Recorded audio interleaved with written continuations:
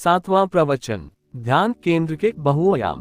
अनंत की पुकार वह जगह तो किसी भी कीमत पर छोड़ने जैसी नहीं है। हम तो अगर 50 लाख रुपया भी खर्च करें तो वैसी जगह नहीं बना सकेंगे। 10 एकड़ का कंपाउंड है, उसकी जो दीवार है बनी हुई 9 फीट ऊंची, अपन बनाए तो 5 लाख रुपए की तो सिर्फ उसकी कंपाउंड वॉल बनेगी। 9 फीट ऊंची पत्थर की दीवार है और वह करीब 15 लाख में मिले तो बिल्कुल मुफ्त है। लेकिन ये सब तो उतना महत्वपूर्ण नहीं जितना महत्वपूर्ण यह है कि वह बंबई में होते हुए उसके भीतर जाते से ही आपको लगे नहीं कि बंबई में है, माथेरान में है। इतने बड़े दरख्त हैं और इतनी शांत जगह है, तो मुझे तो वह देखकर उसी वक्त जम गई कि यह तो एक वर्ल्ड सेंटर बन सकता है और बंबई में ही बन सकता है वर्ल्ड सेंटर बनाना हो तो। और अब मुल्क भर में इतने लोग उत्सुक हुए हैं जो मेरे पास आकर रहना चाहते हैं, महीने, 2 महीने, 3 महीने रुकना चाहते हैं। उनके लिए कोई न कोई इंतजाम करना जरूरी हो गया है, तो वह हमारी सारी गतिविधि का केंद्र बन सकता है। और एक 10 साल ठीक मेहनत की जाए तो सारी दुनिया से साधक उस केंद्र पर आ सकेंगे, तो साधना का केंद्र बन सकता है और सामाजिक क्रांति के लिए विचार फैलाने के लिए केंद्र बन सकता है। तो मुझे तो वह उसी दिन ठीक पड़ गया कि यह जगह किसी भी हालत में उपलब्ध हो सके। तो आज तो लगता है कि 15 लाख बहुत है, लेकिन वह जगह को देखकर 15 लाख बिल्कुल ही कोई मतलब का नहीं है। तो उधर मेरा ख्याल है कि एक तो वहां कोई 200 विद्यार्थियों के लिए हॉस्टल का इंतजाम कर देना है। 2 हॉस्टल तैयार हैं, हॉस्टल ही हैं वे तैयार पूरे। बैचलर्स के लिए, बैचलर ऑफिसर्स के लिए बनाए होंगे। इतने बढ़िया है कि कोई भी विद्यार्थी 200 या 300 रुपया महीना देकर भी वहां रहे तो भी सस्ता मालूम पड़े उससे। तो एक तो हॉस्टल वहां कर देना है, तो जो 200 विद्यार्थी वहां रहें, मैं चाहूंगा कि अपने मित्रों के बच्चे वहां रहें, ताकि मैं जैसा व्यक्तित्व निर्माण करना चाहता हूं, उनके बचपन से उनके व्यक्तित्व को वह दिशा जा सके। अब पूरे मुल्क में मुझे घरों में जहां जहां ठहरता हूं वहीं मेरे मित्र कहते हैं कि हमारे बच्चे को ले जाएं, हमारी लड़की को ले जाएं, वह आपके पास रहे। लेकिन मैं तो खुद ही घूमता रहता हूं, तो उसको रखने का क्या उपाय हो सकता है? मेरे पास क्या उपाय है किसी को रखने का? तो वहां मित्रों के 200 बच्चों के लिए मैं इंतजाम करना चाहूंगा। वे पढ़ेंगे कहीं भी, बस्ती में आकर रहेंगे मेरे पास, ताकि उनके पूरे व्यक्तित्व को रूपांतरित करने के लिए बचपन से ही प्रयोग किया जा सके। और वह हमारा प्रयोग अगर सफल हो तो मुझे जगह जगह प्रॉमिस है मित्रों की कि फिर वैसे हॉस्टल मुल्क के बड़े बड़े नगरों में, 10-5 नगरों में हम डाल सकते हैं, बड़े पैमाने पर भी डाल सकते हैं। अभी 200 का इंतजाम करते हैं, कल हमको ठीक लगे तो वहां हम 2000 के हॉस्टल का इंतजाम कर सकते हैं। इतनी जमीन खाली पड़ी है कि उसमें कुछ भी, कितने ही हॉस्टल बनाए जा सकते हैं। तो एक तो बच्चों पर, उनकी पूरी जीवनचर्या पर प्रयोग हो सके। फिर जो साधक कैंप में आते हैं, मुझे सैकड़ों चिट्ठियां पहुंचती हैं कि 3 दिन में हमारी प्यास जगती है और वहां से तो विदा होने का वक्त आ जाता है। अब उनमें से अनेक लोग चाहते हैं कि कितना ही खर्च पड़े, हम महीने भर आपके पास आकर रहना चाहते हैं, 2 महीने रहना चाहते हैं। मैं भी जानता हूं कि अगर 2 महीने वे रह जाएं तो उनकी जिंदगी में क्रांति हो जाए। तो वहां इस तरह के साधकों के लिए व्यवस्था हो सकती है।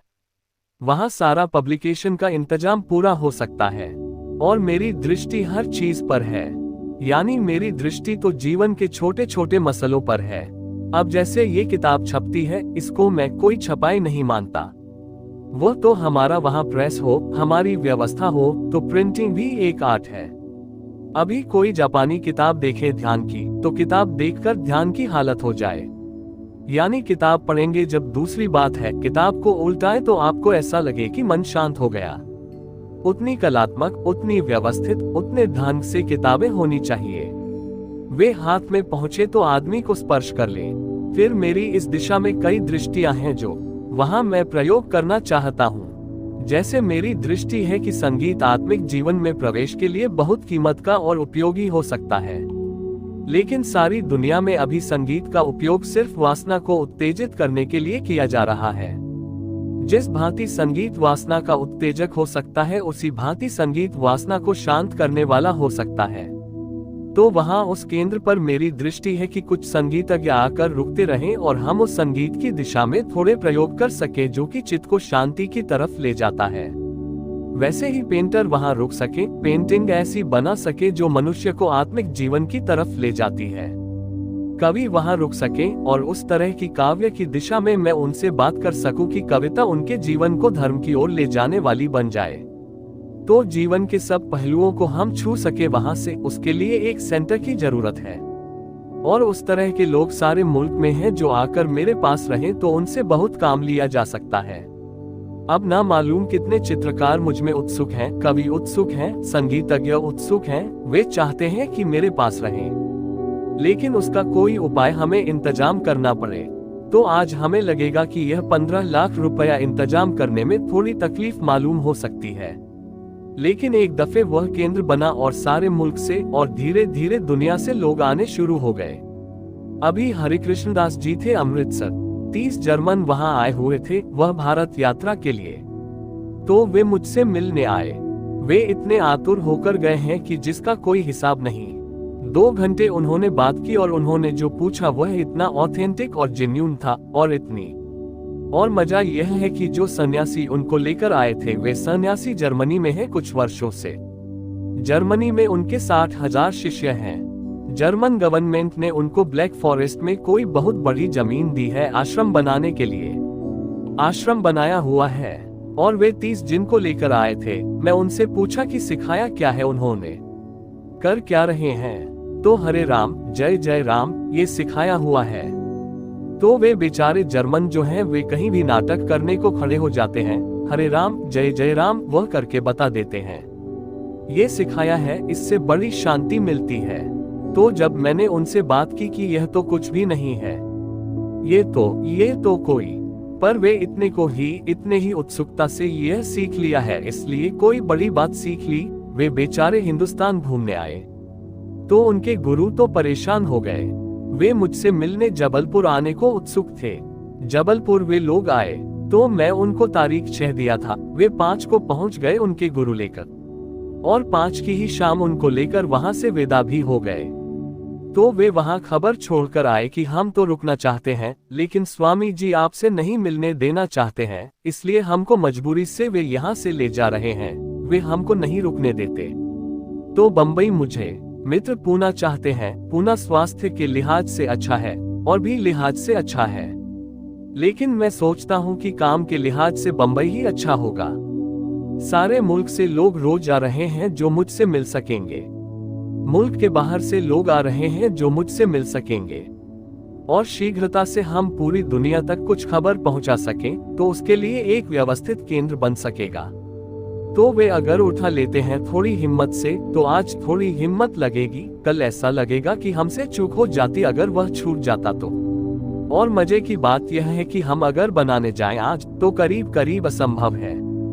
बनाना तो मुश्किल ही है मामला, और 20 साल लग जाए उतना बनाने में, तब तक सब समय खराब हो।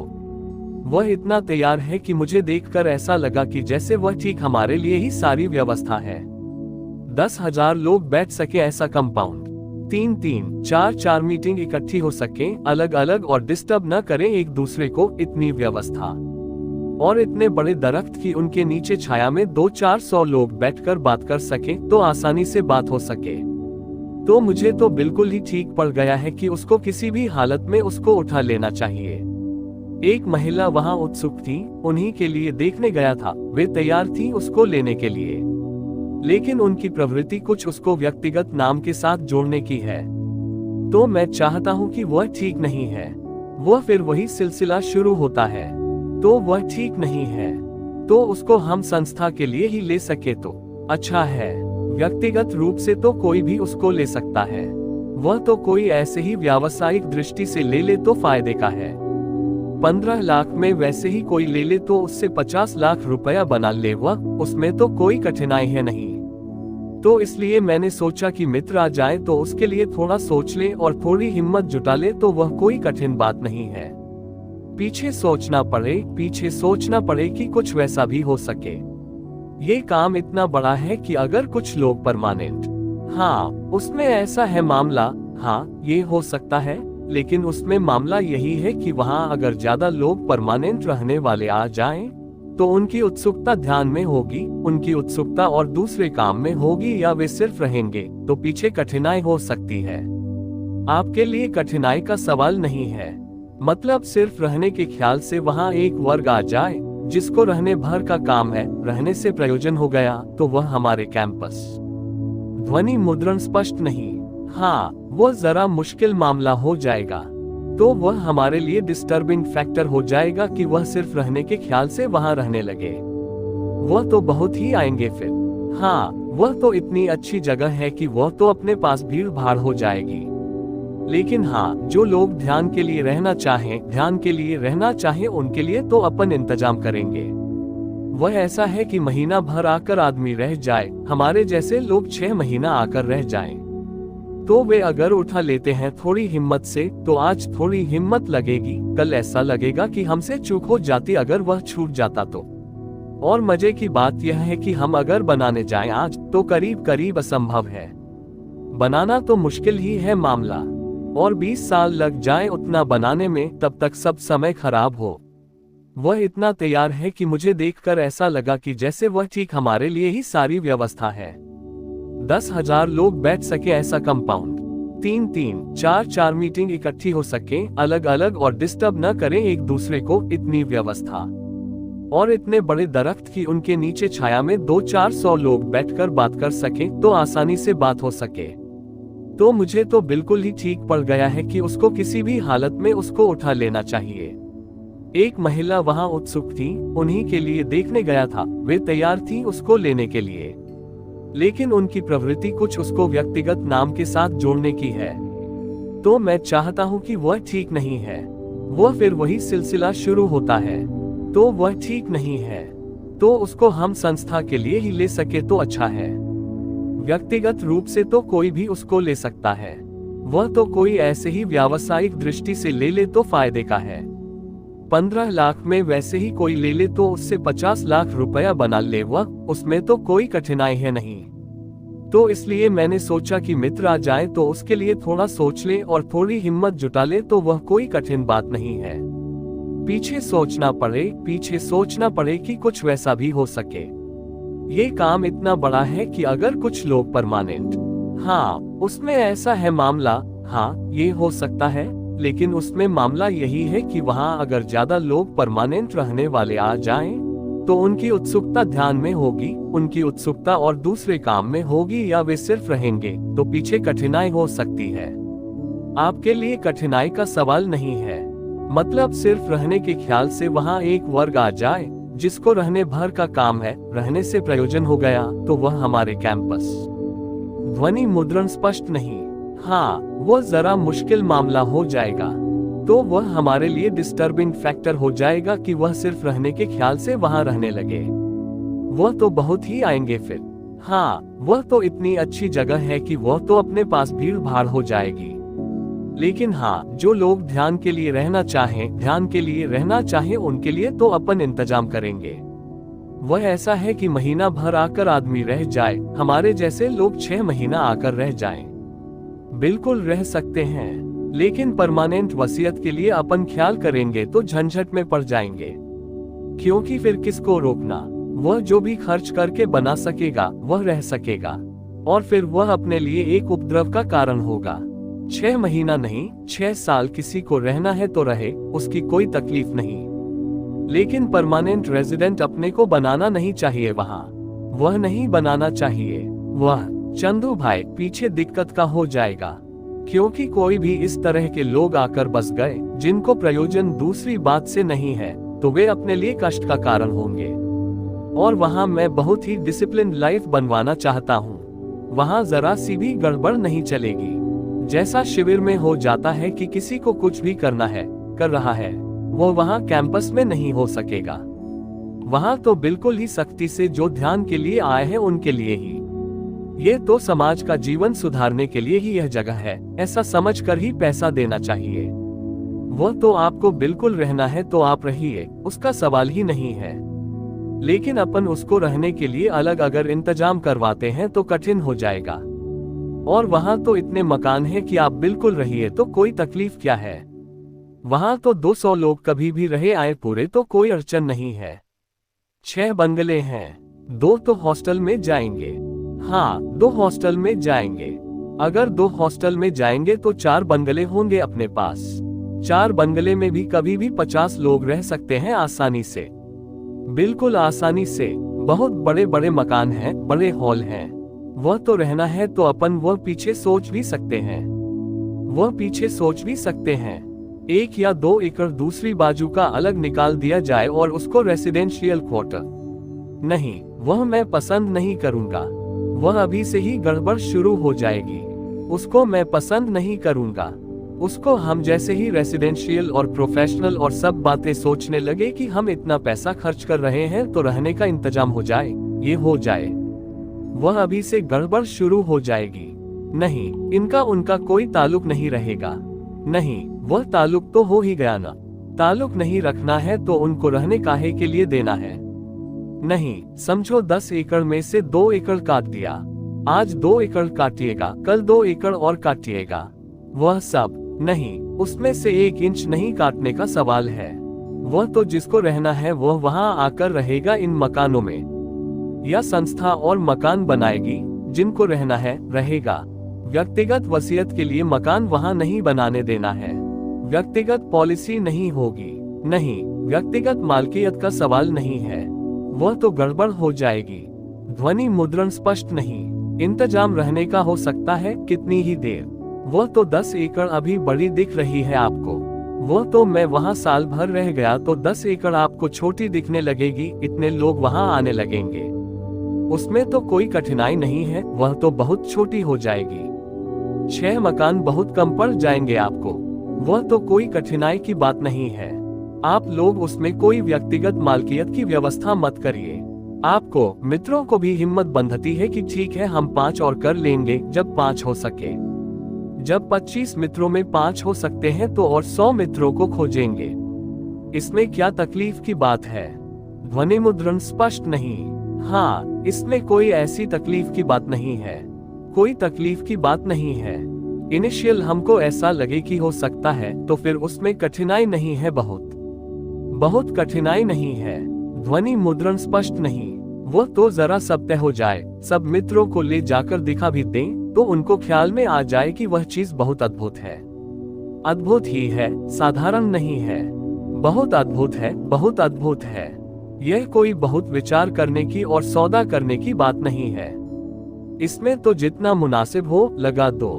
सौदा और विचार तो मार्केट में करते ही हैं, वहां मार्केट में सौदा कर लेंगे। इसमें क्या बड़ी बात है। ध्यान केंद्र बनाना हो तो उसमें जैसे ही हम प्राइवेट ओनरशिप और इस तरह की बातें सोचना शुरू करते हैं वैसे ही गड़बड़ होती है। यानी पहली बार तो जो भी डोनेशंस करने हैं वह बिल्कुल स्वतंत्रता से कर दें। ये बिल्कुल पीछे की बात होगी अपने खरीदने के बाद सोचने की। वह बिल्डिंग, वह जमीन तो सब सोसाइटी की होगी। वह तो सब सोसाइटी की हो जाएगी। ना ना ना, यह अभी सोचने का मामला नहीं है। ये तो एक दफा आप उससे खरीद लेते हैं फिर तो आप ही को तो सोचना है। सब सोचना किसको है। वह तो आपको ही सोचना है कि क्या करना क्या नहीं करना। वह कोई दूसरा तो सोचने वाला नहीं आने वाला है। लेकिन अभी जैसे ही आप ये लगा देते हैं वैसे ही देने में स्वार्थ संयुक्त हो गया। देना सीधा नहीं रहा, निस्वार्थ नहीं रहा। यानी मेरा मतलब आप नहीं समझे। ध्वनि मुद्रण स्पष्ट नहीं। न वही स्वार्थ हो गया, न वही गड़बड़ हो गई। ध्वनि मुद्रण स्पष्ट नहीं। ना, ये बात नहीं। वो उसमें स्वार्थ शुरू हो गया। वह चिंतन ही स्वार्थ का हो गया शुरू। इसलिए उसको मत सोचिए। वह तो कल आपकी ही संस्था होगी, आपकी जमीन होगी, आपकी कमेटी होगी। आप सोचेंगे कि क्या करना है वैसा कर लेना। लेकिन अभी देते वक्त उसको सोचने का मतलब इंतजाम करने का है। वह पहले से कि भाई हम इतना पैसा लगाते हैं तो अपना इतना इंतजाम वहां कर लेना। वह गलती बात है। यह एक तरह से बेशर्त दान है हमारा। हाँ, इस वक्त तो बेशर्त है, अनकंडीशनल है। पीछे तो आपकी कमेटी होगी, आप सोच कर लेना जैसा ठीक लगे। उसको अभी मत सोचिए। अभी तो अनकंडीशनल ही बात है। अभी वह मत सोचिए। वह तो पीछे आप कमेटी बनाकर विचार करिए। उसमें क्या है।